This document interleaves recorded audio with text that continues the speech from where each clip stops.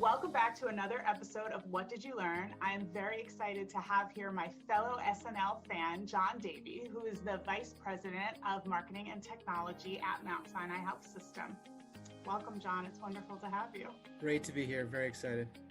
So, what did you think of SNL during the from March onward until the season ended? I was happy that they made the effort. Like so much else that we're all living through, just the fact that they tried and they put something out there.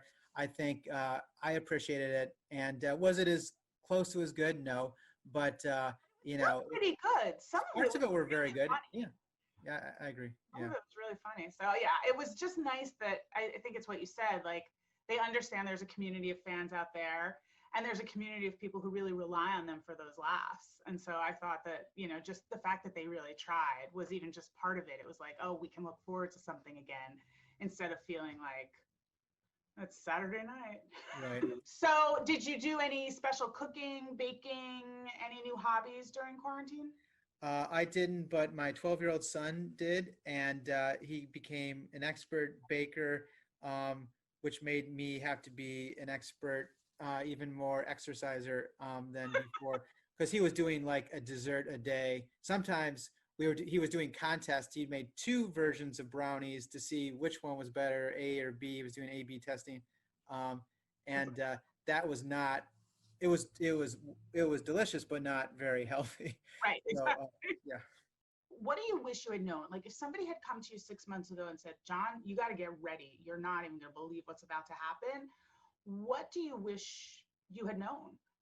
Yeah, I'll start by saying I'm glad there's a lot I didn't know. I think in some strange way, it helped not knowing all of the actual work we had ahead of ourselves. It was a tremendous amount of person hour work that we had to do in a very short amount of time. And we were doing it with 1 foot on the dock, 1 foot on the boat. When our command center, communications command center, was in 1 room at first, then it got spread out when people realized that wasn't a great idea to multiple rooms, but people were going in between rooms. And then in the middle of that, we were sent home to work remotely completely. And so I think I wished we would have known some of the commonsensical things about how to make this work remotely. I thought, like many people before this, we could never do 100% of our job remotely. And of course we did, and we did it under these circumstances, and that was a great lesson to learn. So it's don't be too sure what you're sure about. But it was a tremendous amount of work, and I don't know if I would want to know, or my team to know, how much work we had to do.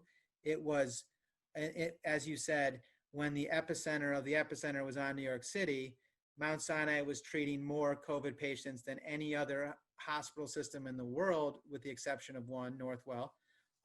So it's our 8 hospitals.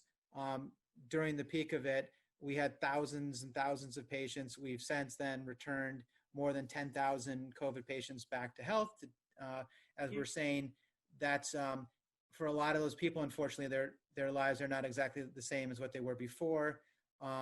As I said, just in shorthand, it's all the stories we've all read, what our frontline troops had to live through, and what they experienced is unimaginable for the rest of us. And we did our part to support them, which made it all bearable, all the work that we did have to do, knowing that they were there, putting themselves at risk for us to help. But one of the big lessons I wish I would have known, because I would have been prouder about it, is how important a role communication plays, and that's external and internal, during a health crisis like this. And then really digital communication, how central a role that is to everything, and how my team we were very proud of all the work that we had to do, but it was really helping. Yeah, no, it's interesting that you say that, because the CDC actually says that a pandemic is just as much as a communications crisis as it is a public health emergency. And so I think that a lot of the marketers and communicators that I've spoken to have said to me, our executives have never understood the value of what we bring to the table more than they have after this. It's really given us a ton of respect and a ton of, admiration for what we were able to do in such a short amount of time. Have you found that to be true? And, David Feinberg, who is your CMO, is an incredible leader in the space of healthcare marketing. How did he help you sort of do everything you needed to do and also make sure that people understood how important what you needed to do was? I think it helped, as you referenced, that he's been doing this for quite a while. And even though none of us have lived through this level of a pandemic, I think a lot of his experiences at all the other great institutions he's worked really helped. And it also helped that our institutional leadership had total faith and confidence in him. And the person who was running our emergency command throughout the pandemic, Dr. Jeremy Bull, he had a really interesting concept. He said, we will be making mistakes. We cannot try to be perfect during this. We have to accept that we'll be making mistakes. We can't dwell on our mistakes as we make them. We can't wait to do all that. We have to be pushing forward and moving forward throughout the whole process. And one example of that is, we didn't have a platform that was easily accessible by staff members that was not behind a firewall. And we had a lot of content. Working from home. Right, exactly. When the huge number of us working from home.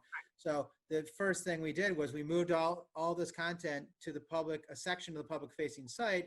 We, labeled it for staff, but it was out there for the public to see. And there were lots of, potential issues with that, but it proved to be the right decision. And it became this critically important source for staff wherever they were to access, and they were accessing it on a hour by hour basis. And this is when the policies and procedures that the Department of Health and all the other regulatory agencies, they were changing things in New York. One time we changed policies 3 times in 1 hour, and we had to get that out. And you can see that the staff who are relying on this, for them to keep up to speed with all this, what we were doing was providing them with some real guidance, and it was like a trusted source. They knew to go to this platform to get what they needed to answer their questions. So that was great. Tell me how you kept them motivated. I think a large part of motivation is, you're all in the same room together, or you have meetings, you have happy hours, you do things like that. Was there anything that you did as a leader of your team which you feel like you want to share with our audience, that if you had all this work, you really were in like the middle of it? Did you do anything that made your team keep going? Because obviously you got the work done. Right. I think we did some of the things we did were the obvious things, where we were having regular daily check-ins, and we did it at the same time every single day, where we had a running list of items that we had to address. And then, to me, what I tried to do beyond all that is, wherever and whenever possible, to connect us to the fact that our work, all the work we had to do, and for weeks we were working past midnight every single night, 7 days a week. I tried to connect them to the fact that there are other people in this situation who have nothing to do, and they're sitting around feeling helpless. We actually can help. We can help at this moment, this critical crisis moment in the world, and for New York City, when it was a crisis for the city, that the city it wasn't clear that the city was going to be able to withstand this. And it wasn't clear that the health systems were going to be able to withstand this, that we thought there was a good chance of any hospital being swamped. And we came close to that, a number of the hospitals, but we held the line, again, our frontline staff.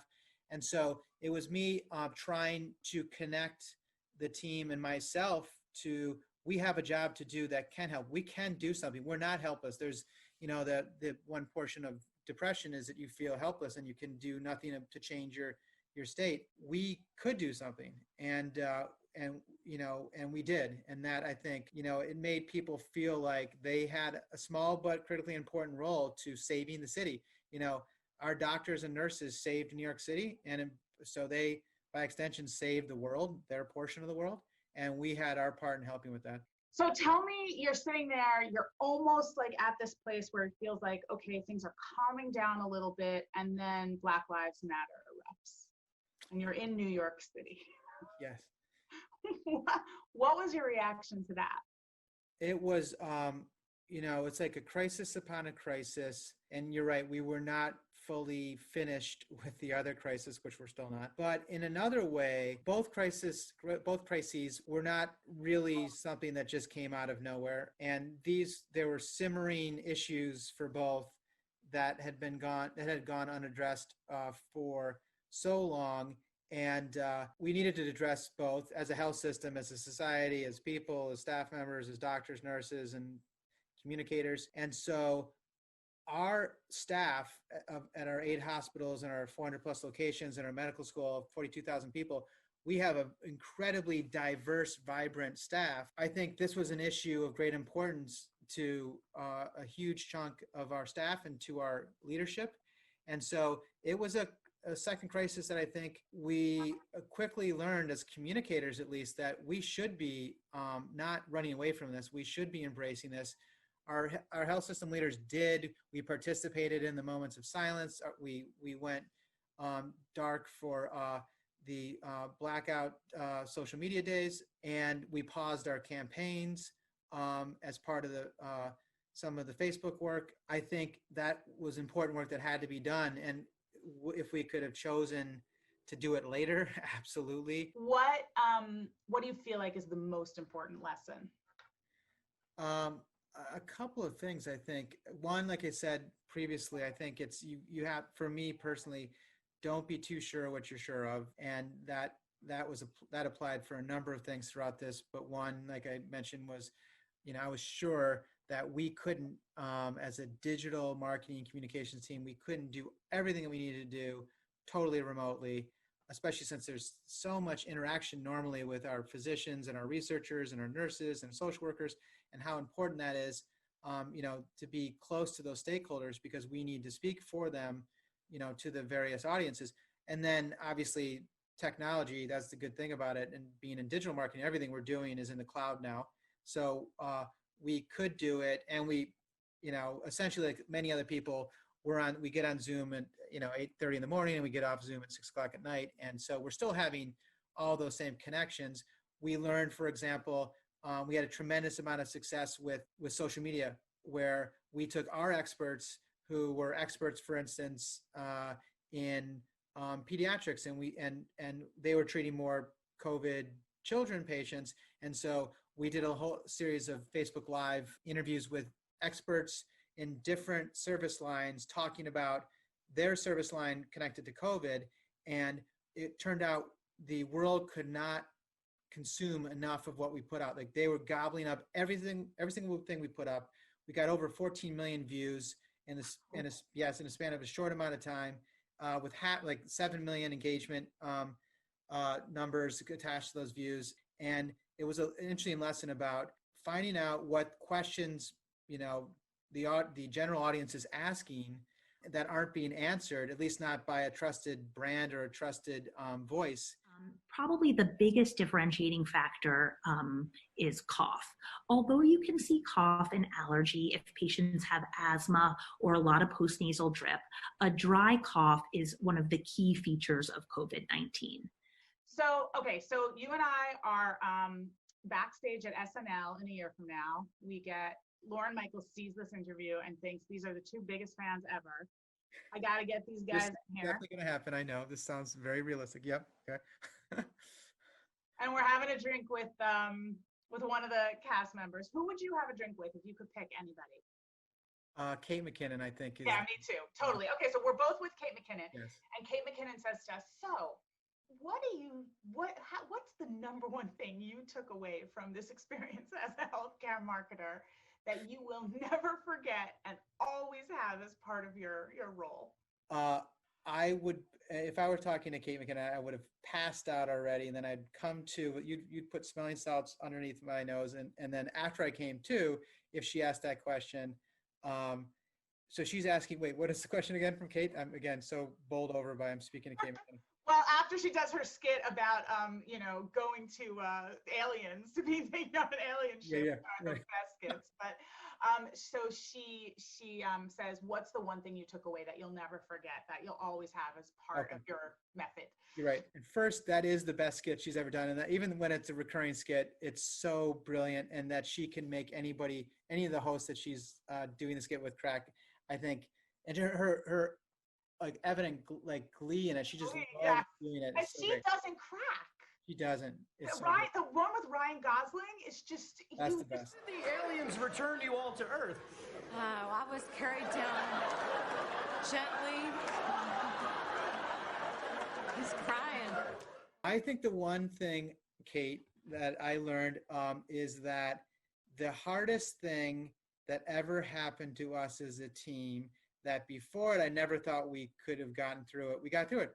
So when other things like this come, and if there are other pandemics, that we will survive it. Not saying that that's easy and that any of this has been easy. It's been far from it, but we can do it. And so anything in any challenge smaller than that, oh, please, we can definitely do it. John, thank you so much for being here. It was so great to have you. Really appreciate it. Great being with you. Thanks for having me, and I can't wait for that. Backstage. Yeah, backstage. I'm gonna send Lauren Michaels an email right now. Please do. I'm picking out my outfit now.